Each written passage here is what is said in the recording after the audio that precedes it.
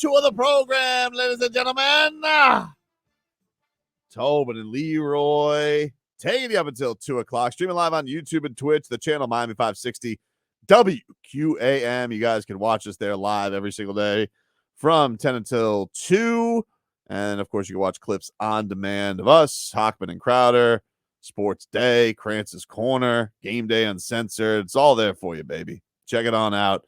Miami 560 WQAM is the channel. Shout out to our people in the chat, RVA Richard, Dr. Toboggan, Red CG, Haseo, and Sucker Free Bebe.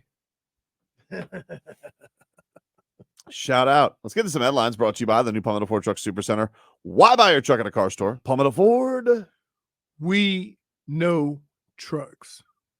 So, sorry. Are you right?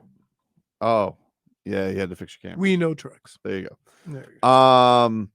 So Marlins, they won yesterday, beat the Padres 3-0. Soler, 33rd home run of the year. 1 game back in the final wild card spot. Series wraps up today, 4-10. Sandman on the hill for the Fish. Meanwhile, the Pinks back on the pitch today in the U.S. Open Cup semifinals. Do it. Wait a minute. I'm watching the deer. We're in another semifinal? Yeah. We're gonna take all the hardware, dude. And not make the How did that playoffs in happen, your own though? league. We'll see. I mean, don't rule it out. I'm not. Don't rule it out. The Pinks are unstoppable right now.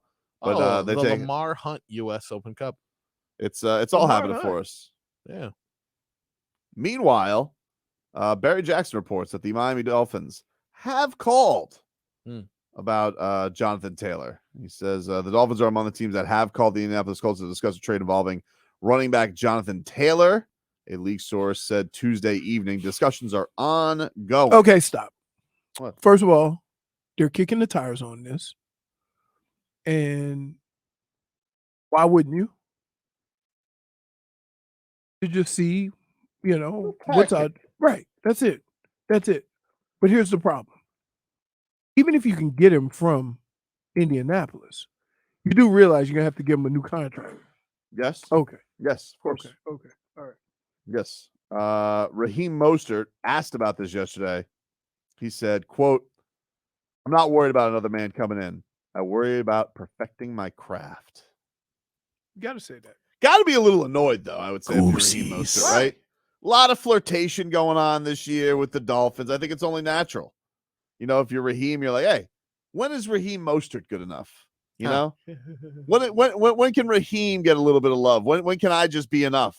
Can I be enough? Let's ask Mad Dog. You're finished.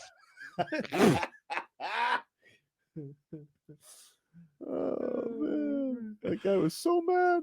All I want to do is lose money. That's all I want to do. According to Cam Wolf, he said Mostert said he wouldn't ask McDaniel Chris Greer about a potential running back move, but noted that McDaniel gave him a heads up last year on the running back they brought in. Assumes they would tell him if things got close. So there you go. Well, I still got to feel like you're annoyed. Like you had the whole Dalvin Cook thing, and then the Dalvin Cook thing's over. You're like, and then Jonathan Taylor happens. I just feel like when I'm not worried about another man coming in. I'm like, seems to me, I feel like he was like more complimentary about the Dalvin Cook thing. He's like, oh, Dalvin would be a great addition. Now he's kind of like, hey, man, my job. Yeah. Like you kick the tires. You can't look. Good for Greer, not just totally dismissing it, but kicking the tires to see if it works out for us. Because there's something here. How can I do this? A single guy at a club handles himself differently than a guy who's taken. Meaning that if you already got a girl, you go in there with a sense of bravado that, I don't care. I got a girl or whatever. You know what I'm saying? So you're saying that it's a lot less pressure for Chris Greer to cheat on Raheem Mostert? I'm saying this is that if you are already set at the running back position and you realize there's a player who can make you better, you don't need to unload a whole bunch of assets to get him because you're fine. So you kick the tires, you have that conversation, you see what's up, and you're like, If it don't work, you're good. You go back home. You're definitely in a position of strength from like, I don't feel like the Dolphins will feel they have to overspend it. Right. That's my point.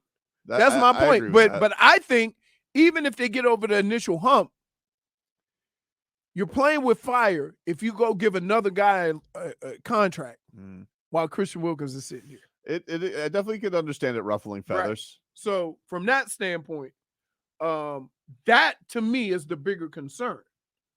And I'm not saying that of all the running backs you have, Jonathan Taylor isn't better. But for what it's going to cost you, are you going to get that much more improvement? And I would say no, because he's not going to be the pivotal part of your offense. I just think that they're at a place with Mostert where it's like he's good enough from the standpoint of he's good enough. Like you pay him nothing, basically. He gives you decent production. Right. The coach loves him, but he's not good enough to where they're never not going to look. Right. Like that's the. But if it works, if for some reason, right, they come in and they get an awesome, like, because the contract will have to be negotiated before the trade. Yeah, I'm sure. Well, that's what the whole point of the permission. And so while they're doing this, the bigger issue is whether the money will work out. Well, not whether the assets will work out. Unless he's just so fed up with Indianapolis, he just wants out. Like it doesn't necessarily have to be hey, I will definitely, but I don't know what kind of asset you're going to give up if you don't commit to him, Like, I don't know what the Colts think. And then, like, will the Colts even give him up? The thing that's funny about it is, like, what do the Colts want for a guy they don't want to pay? Like, what do you expect? You can't say, look, if you're owner of a team and you tried to spend $20 million to move a whale, but don't want to give your running back more than $5 million, right? Mm-hmm. That's a tough one. It's a little weird. It's a tough one. It's kind of talking out of both sides of your mouth with that. And then, I think the thing that's interesting here is like, well, what did McCaffrey go? What did he go for? 2-2s? Was that it? I think there was he much went for more. more It was than like that. 5 picks or something Yeah. like that. McCaffrey trade. It was exchanged for a second, third, fourth round pick, and a 5th round pick in this year. So he went for 4 picks, but it was a second, third, and 4th in this year's draft. And he got a big fat contract. No, he gets paid a lot. Yeah. Didn't he already have a fat contract though? Whatever it was, he gets paid a lot of money. Right. But is he unique in that he does so much, especially for that offense? Like, he's the type of guy that would fit into Mike McDaniel's offense. Well, it's kind of interesting because it's like that was the replacement because he replaced Jeff Wilson and essentially replaced Mostert from the next year. Like they went and got him in the middle of last year. That was their upgrade, and he was great. Right. So the argument for, well, what could it be? It's like, all right, well, he's not Christian McCaffrey though. Just in versatility. Yeah. Okay. Yeah. He's still excellent. He's still I'd say top 3 in the league, but not like he's not going to catch you 75 balls. Okay. And that's my other point is that you don't need him to do that. So why pay for that? Why pay a contract to a guy where you're going to do a lot of this stuff with your 2 stud receivers? You see what I mean? Is he worth the money?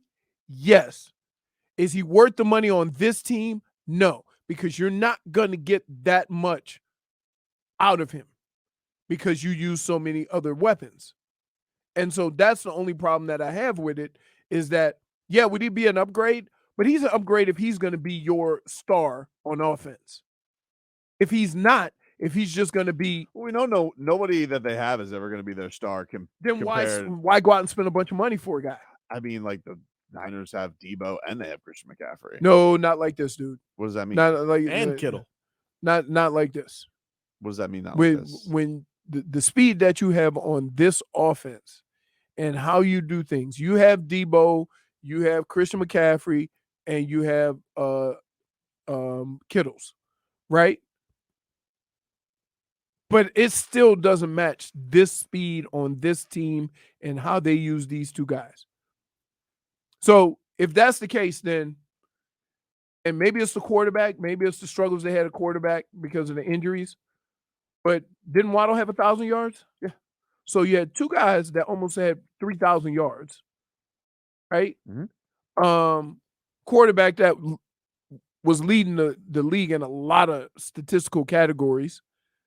How does that fit in with what you would pay him? But we talked about this with last year, though, is like they did get to a point in the middle of last year where, yes, they got banged up, but even in the games they weren't banged up, they seemed a little predictable and things got caught up. And they never really the running game, maybe it was a case that was the commitment. That's all that was. Maybe it was. I don't know, but it wasn't. They didn't seem like they had a plan B when the first things that were working all year didn't work. He was a first year coach. I understand. Like it happens. I understand. Like you grow, you learn. After the season, he said probably should have ran the ball more in certain situations, which I agree. Like you sometimes run the football does so much more for your team. And what Mike McDaniel does is find so many creative ways with different people to run the football. He doesn't just have a hand it off to the running back behind you. And so why would you pay a lot of money for a running back when your offense isn't designed to have that guy like that? We'll take a quick break. You guys can text us 305-567-0560 or call. And we are streaming live on YouTube and Twitch. Miami 560 WQAM is the channel. Back with more after this. You're finished. Vic Fangio. You want to hear his take on music? Sure. This is Vic Fangio on his music tastes. For the record, it is exactly what you think Vic Fangio would think about music. Let's talk to Coach McDaniel about musical tastes. Everybody's got their own. And I saw Tony Bennett in Vegas once. That was one of the highlights of my life. Are you more of a Tony Bennett guy or a Frank Sinatra guy? I know you like Bobby Rydell. I like Earth, Wind, and Fire. There you go. Harold Melvin and the Blue Notes. Just to give you a take there. I think Harold Melvin. Well, we got one in the other day. You know, the music that I should say, the noise they usually play in music is not music. It's noise. What they played the day I got my request in was music. Harold Melvin and the Blue Notes. I know all those. Yeah. Do you refer to everything else as noise these days? No. I have it does, a lot of it does sound the same. Like, here's the problem I have with music. If you are an artist, create art. Don't draw somebody else's or make somebody else's music. Right? We've heard it already. That's why if you look at the history of music, the people who have their own sound, they could do music forever. Mm-hmm. Like we know Outkast and we know Dr. Dre and we know Snoop and we know all these people based on their style of music. But then when you get into this like trap music or whatever, they're all doing the same thing. I can't tell who's who. So yeah, I get it. 560, you're on the air. Yes, my name is Elias. I'm calling to speak on what Leroy was talking about with the running back position. What I'm trying to understand is that we need this running back because the simple fact of the matter is you open up more of the offense when you have a dynamic running back like that. And not only that, like Belichick can come into the game and he can run the ball one game 5,500 times. The next game run twice because he go against your defense. What your defense can't stop the run, then he run the ball. And this running back can open up the offense a lot more than our running backs that we have now. They're not a threat. Nobody coming into the game scared of none of the running backs we have. And then, go ahead, Elias. Well, that's it. That's it? All right, cool. There you go. So, good point. I'm not questioning. I did watch a bunch of highlights during the break. It was, I'm not questioning. Here, let's be clear. I'm not questioning his ability at all. I'm not saying that. He's a top-tier running back. But what I am saying is, if you're going to go out and trade for him and give up assets, then turn around and give him a contract, he better be a lot better than what you currently have. And I can't say that for what they would pay. It's not a whether he would do all the things that everybody says he could do. It's not a matter of that. It's a matter of, is it going to be so much better than what you have that you go and pay premium amount of money for him? Mhm. And that's where I say no. Like, you can't, regardless of what you think about these guys, they don't have a name, but you can't just put bums on the field to run for 200 yards. Maybe that's a sign of the offense. Well, they've made a big deal of everybody's coming back into the second year of the offense. I mean, it's been a thing that they have emphasized, the coach emphasized, and he's got running backs that know his system. I mean, that's there is a comfortability there. I do think that it probably would have been more likely if it was the off season. It was kind of like the Dalvin Cook thing. Like, I found like they probably hit a line some point in camp where Mike McDaniel's like, I like what I got. Right. I like what I got. Right. So that's the other thing. But I just believe that for what you would have to pay, for what you would have to give up, I don't know if he's going to be that much better than what you've seen so far. The problem last year wasn't the running backs. The problem last year, as Mike told you, was sometimes they weren't as committed to the run as they should have been. That's not a talent thing. That's kind of a procedural thing, a coaching thing, a decision-making thing. And he said that himself. Would you like Vic Fangio's takes on social media? Oh, my God. Does he own – wait. They should ask him what kind of phone he owns. Here is Vic Fangio. What are your thoughts on social media? I don't partake. Wait, why is he making it sound like we drinking whiskey? I'm not going to partake in that. What are your thoughts on social media? I don't partake. Why am I shocked? Why does he act like an 85-year-old, though, not a 65-year-old? And here's what else. Is there anybody, and yesterday you got these texts too, was there anybody more excited about Vic Fangio talking than Tobin? Oh, man. No, he loved it. It was everything I would hope. We got the play-by-play of every comment. It was better when I got to go listen to it. I was so happy. Shmita Chmolnik says the old love to not partake. Oh. He did give some deep thoughts though on this, you know, that the practice, the difference between practices and games. And this is what the philosopher that is Vic Fangio, defensive guru, had to say on that. Oh, I don't know. It just comes off the cuff. Can be dry at times. But I like to have fun in the meetings. I enjoy, that's my favorite time of the day, is being in front of the defense and coaching them. I don't go too crazy out on the field with the coaching because we're not out there on the field with them. You know, I always say the practice field is the quiz, the game's the final exam, and we're not there to help them. So it's our time to coach them in the meetings and individual periods. And when they're playing out there in 11-on-11 drills, I like to leave them alone, and I like the coaches to leave them alone because we're not going to be out there with them. So big deal of my coaching goes on in the meeting rooms. I got to tell you, I had a coach come up to me right before a game. He said, hey, when we get into this and you're in there, you got to look for this, for this. I said, hey, man, it's game day. If you got all these questions, that means you screwed up during the week. Too late. Damage is done. Yeah, damage is done. We just wing it now. How'd you play?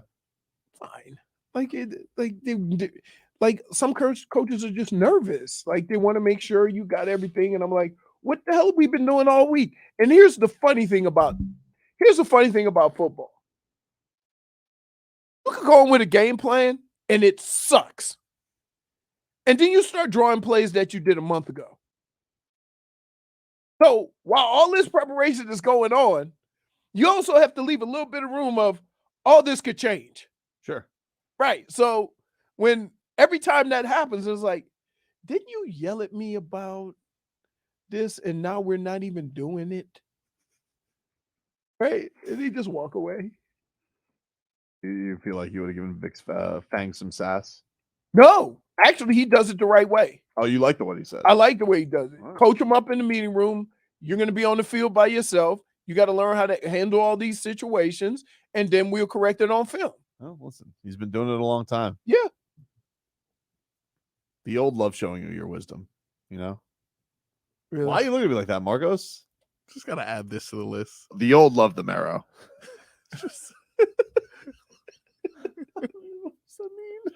I got to tell you, my mother-in-law, I mean, we got like, we had, I went to Rustic Inn one time, and they have this thing called, it's linguine, and they have clams and mussels and shrimp and lobster and, lobster.